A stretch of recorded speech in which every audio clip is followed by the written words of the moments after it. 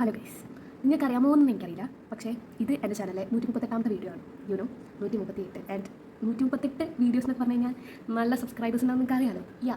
252 K ഒന്നുമല്ല, 252 സബ്സ്ക്രൈബേഴ്സാണ് എനിക്കുള്ളത്.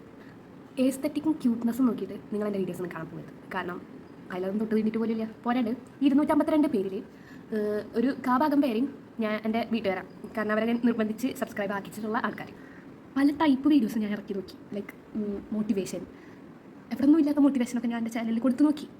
എന്തിനും ഈ മോട്ടിവേഷൻ കൊടുക്കണം. എൻ്റെ ജീവിതം എങ്ങനെയാണെന്ന് ചോദിച്ചാൽ രാവിലെ എണീക്കുക, തിന്നുക, ഉറങ്ങുക. അതാണ് എൻ്റെ ഒരു ലൈഫ് റൂട്ടീൻ.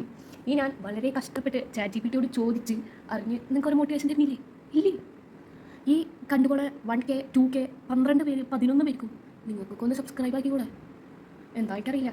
എന്നും വീഡിയോ ഇട്ട് എൻ്റെ സംശയം എന്താണെന്ന് വെച്ച് കഴിഞ്ഞാൽ ഈ 138 വീഡിയോ ഇടുന്നില്ലേ, ഇപ്പോൾ ഓരോ ദിവസം ഓരോ വീഡിയോ വെച്ച് ഇടുമല്ലോ. അപ്പോൾ 252 സബ്സ്ക്രൈബേഴ്സിനേക്കാൾ കടന്നു പോകുമോ എന്നുള്ളതാണ് എൻ്റെ ഒരു പേടി.